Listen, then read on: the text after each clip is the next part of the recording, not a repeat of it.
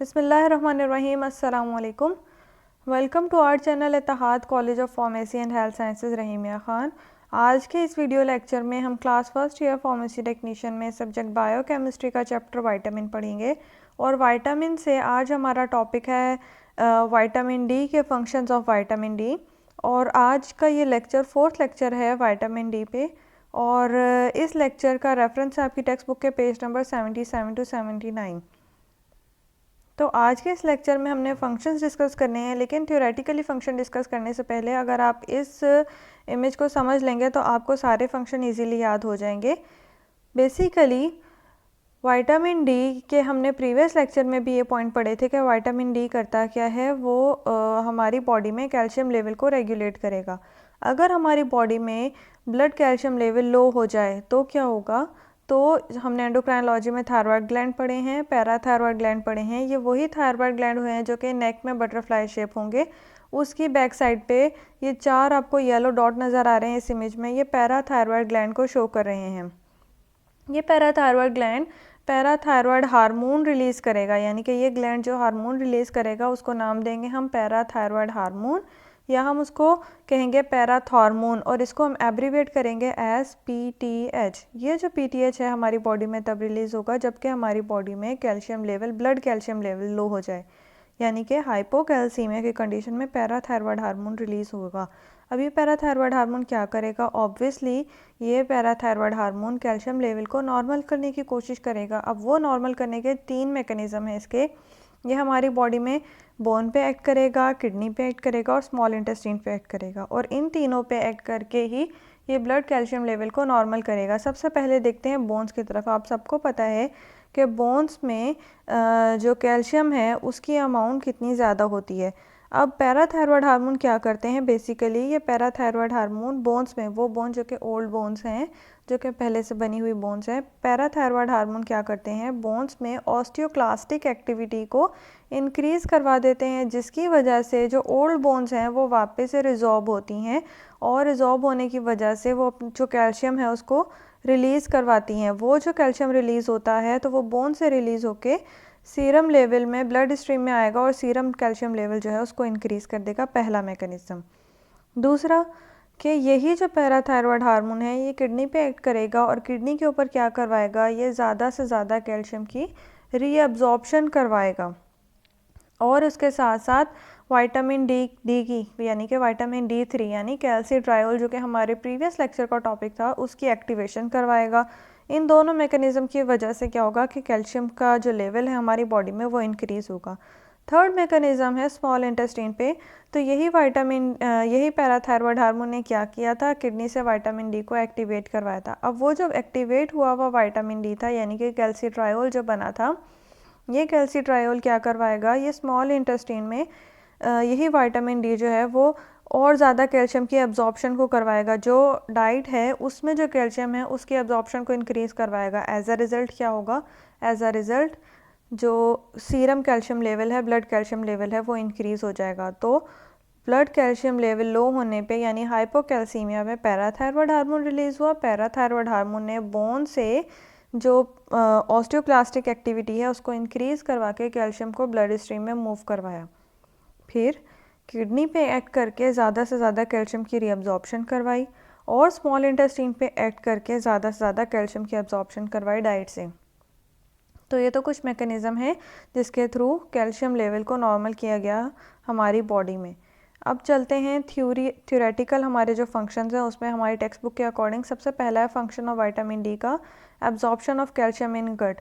जैसे मैंने आपको प्रीवियस इमेज में बता दिया कि क्या होगा कि हम यही जो विटामिन डी है, ये विटामिन डी कैल्शियम के एब्जॉर्प्शन को प्रोमोट करेगा। अब वो कैसे करेगा, तो बेसिकली पहले मैं आपको क्लियर कर दूं, यहाँ पे दो मैकेनिज़्म लिखे हुए हैं, लेकिन होता क्या है कि जब हमारी बॉडी में एक्सेस कैल्शियम लेवल है, यानी कि हमारी डाइट से जो अगर हमारी डाइट में एक्सेस कैल्शियम लेवल है तो क्या होगा, वो सिंपली डिफ्यूजन के थ्रू जो है वो एब्जॉर्ब हो जाएगा। लेकिन अगर कैल्शियम लेवल डाइट में इतना नहीं है, या फिर जो एक्सेस कैल्शियम लेवल है वो डिफ्यूजन के थ्रू एब्जॉर्ब हो गया, तो बाकी के कैसे एब्जॉर्ब होगा, तो vitamin D promote the calcium absorption from intestine by increase the formation of calcium binding protein in the intestine.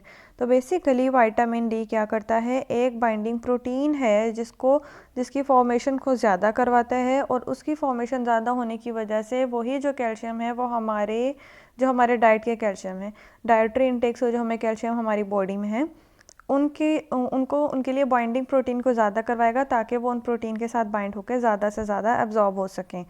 दूसरा तरीका है कैल्शियम को एब्जॉर्ब करवाने का कि विटामिन डी क्या करवाता है, विटामिन डी जो है वो कैल्शियम एटीपीएस पंप को इंटेस्टिनल सेल में उसकी फॉर्मेशन ज़्यादा करवाता है ताकि उस पंप के थ्रू जो है इसकी एब्जॉर्प्शन हो सके कैल्शियम की। यहाँ मैं आपको बता दूँ हमारी टेक्स्ट बुक में कैल्शियम और हाइड्रोजन एटीपीएस पंप लिखा है, calcium hydrogen ATPase pump intestine में नहीं होते, इंटेस्टिन में सिर्फ कैल्शियम एटीपीएस पंप होते हैं। यहाँ जो हाइड्रोजन लिखा है H पॉजिटिव वो आपने कैंसिल कर देना है या कट कर देना है।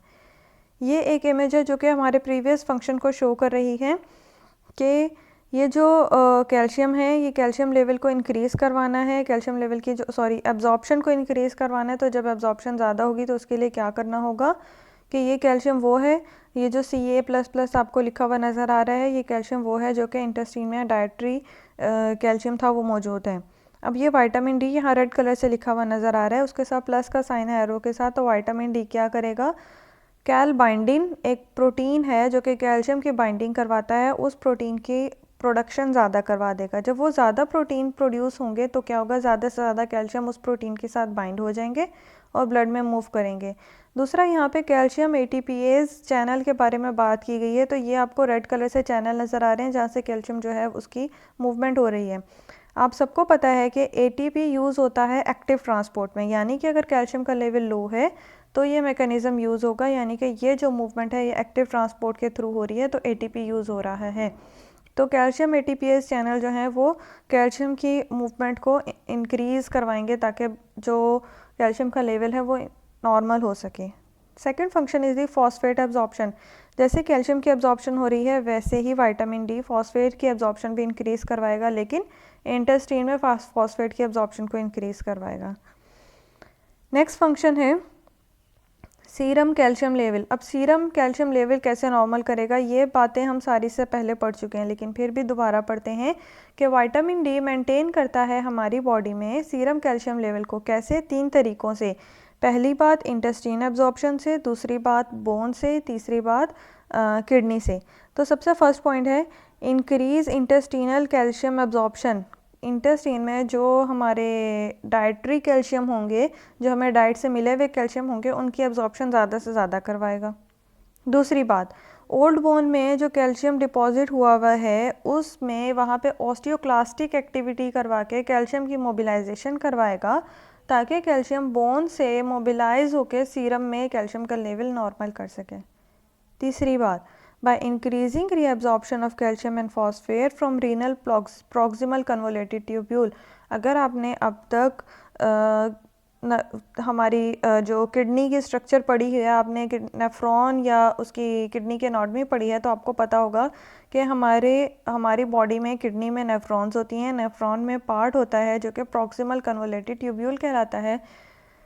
तो वहाँ पे उस जगह पे जो रीअब्जॉर्प्शन है कैल्शियम की और फॉस्फेट की उसको ज़्यादा से ज़्यादा करवाएगा ताकि एक्सक्रीशन को कम किया जा सके। अब इसी मैकेनिज़्म को ज़रा ऐसे समझें कि हमारे विटामिन डी ने हमारी बॉडी में करना क्या है कि कैल्शियम लेवल इंक्रीज़ करवाना है, मेन मकसद उसका यही है। अब ये कैल्शियम लेवल इंक्रीज़ करवाने के लिए कि हमारी बॉडी में 3 जगह एक्ट करेगा, एक इंटेस्टाइन, दूसरा किडनी और तीसरे बोन्स। अब किडनी, बोन और इंटेस्टाइन के वजह से ही कैल्शियम लेवल इंक्रीज़ होगा, लेकिन कैसे, तो इंटेस्टाइन में जो डाइटरी कैल्शियम है उसकी ज़्यादा से ज़्यादा एब्जॉर्प्शन होगी। फिर उसके बाद जो बोन्स में जो ओल्ड बोन है जिसमें पहले से जो है कैल्शियम डिपॉजिट हुआ हुआ है, वहाँ से कैल्शियम की मोबिलाइजेशन होगी ताकि सीरम कैल्शियम लेवल इंक्रीज़ किया जा सके।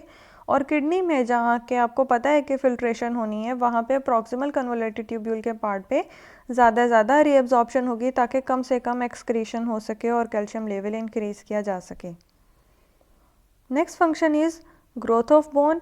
तो अब विटामिन डी बोन्स की ग्रोथ कैसे करवाएंगे, दैट विटामिन डी जो है वो प्रोमोट करते हैं endochondral growth of long bones. Vitamin D endochondral growth of long bones को प्रोमोट करते हैं। एंडोकॉन्ड्रल ग्रोथ है a process of bone development. कहलाता है एंडोकॉन्ड्रल ग्रोथ।